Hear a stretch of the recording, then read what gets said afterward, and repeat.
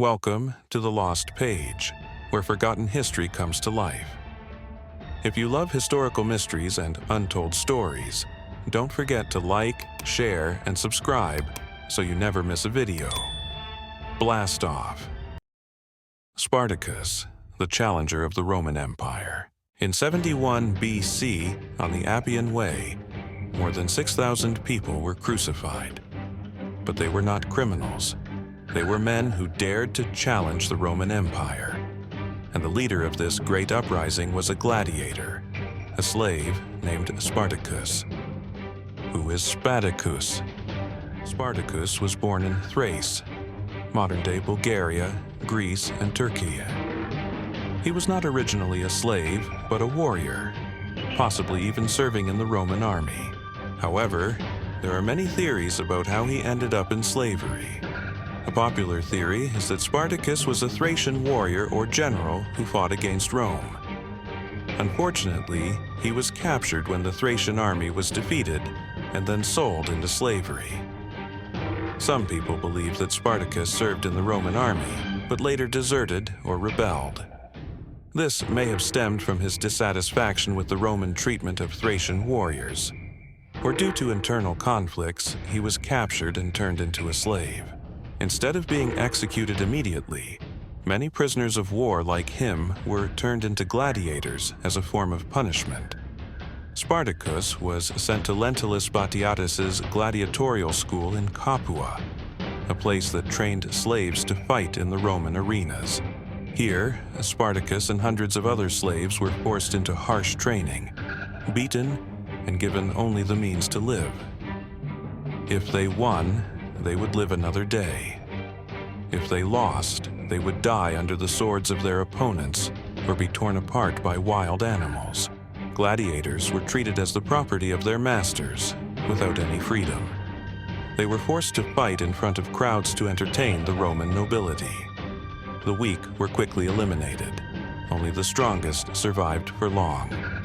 As a good warrior, Spartacus refused to accept this fate. The daring escape. Spartacus secretly joined other gladiators and planned to escape. In 73 BC, he and about 70 gladiators decided to take action. They secretly contacted each other and prepared for a mass uprising. They had no weapons other than kitchen knives and rudimentary tools. Spartacus and his comrades patiently waited for the right moment, the moment when the soldiers were most distracted, to carry out their plan. It was a daring plan. If it failed, everyone would be executed. But Spartacus was willing to risk his life to win his freedom. On a moonless night, the uprising began. The gladiators killed the guards, took whatever weapons they could find. They continued to attack, opened the gates, and freed the other gladiators. On the way, they were lucky enough to intercept a weapons cart and armed themselves with swords, spears, and shields. When the Roman army in Capua was mobilized to arrest him, Spartacus and his group managed to retreat to Mount Vesuvius. Despite being pursued fiercely, the Romans did not expect that Spartacus was not only a runaway slave, but also an excellent warrior and strategist. When the Romans surrounded Mount Vesuvius, Spartacus came up with a daring plan. He and his men wove vines and tree bark into crude ladders.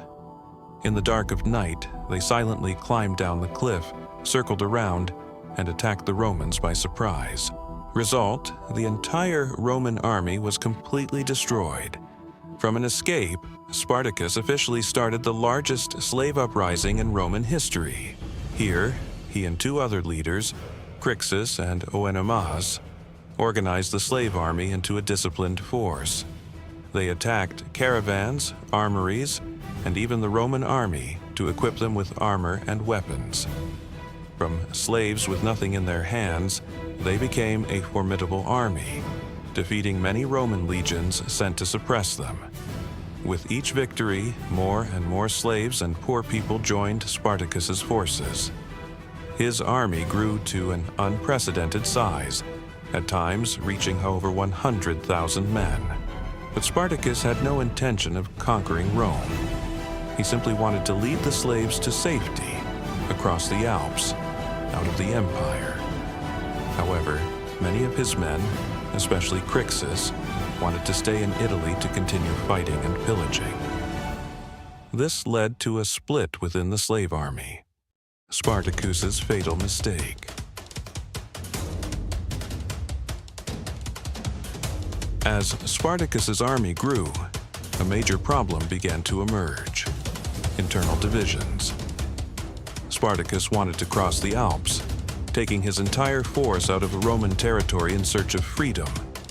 But Crixus, one of his important generals, along with tens of thousands of warriors, had other ideas. They did not want to leave Italy. They believed that with their current strength they could continue to plunder Roman cities, living a rich life as victors. Many warriors, especially the slave gladiators, were used to fighting and looting, and they no longer wanted to run away. Eventually, Spartacus's army split into two. Spartacus continued north, trying to cross the Alps. Crixus and about 30,000 men stayed in southern Italy, continuing to plunder and challenge Rome. This was a fatal mistake. Without Spartacus's command, Crixus's army was quickly destroyed by the Roman army. Crixus was killed, and most of his men were massacred. When Spartacus heard the news, he was furious. In revenge, he led his army back south, defeated a Roman legion, and ordered the execution of 300 Roman soldiers as a sacrifice to Crixus's soul. But this also left him trapped in a war with no way out. The final battle, Spartacus dies like a hero. After losing so many legions to Spartacus, the Roman Senate decided that the rebellion could no longer continue. They gave full authority to destroy Spartacus to Marcus Licinius Crassus, the richest and most ruthless general in Rome.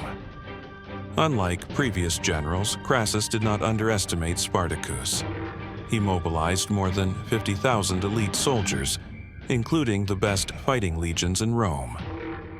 Crassus applied extremely brutal tactics, punishing deserters by executing 1/10 of the soldiers, a punishment called decimatio, making the entire legion terrified and fighting to the death, building hundreds of kilometers of fortifications, preventing Spartacus from escaping to the north, surrounding Spartacus' army, not giving them a chance to retreat or resupply. Knowing that they could not escape the siege, Spartacus decided to risk his life and attack Crassus's main army. Exhausted and hungry, his army fought like cornered animals. But against an elite, well-organized and well-armed army, they stood no chance. Spartacus's army was almost completely annihilated. Spartacus fought to the end, but his body was never found. Some believe he died in the battle. Others believe he escaped, but his whereabouts are unknown. After the battle, more than 6,000 slaves were captured. As a warning to those who might rebel, Crassus ordered them all crucified on the Appian Way, which ran from Rome to Capua, the very place where the revolt began. Spartacus's uprising failed, but his story became legendary. Don't forget to like, share, and subscribe to discover more forgotten historical stories.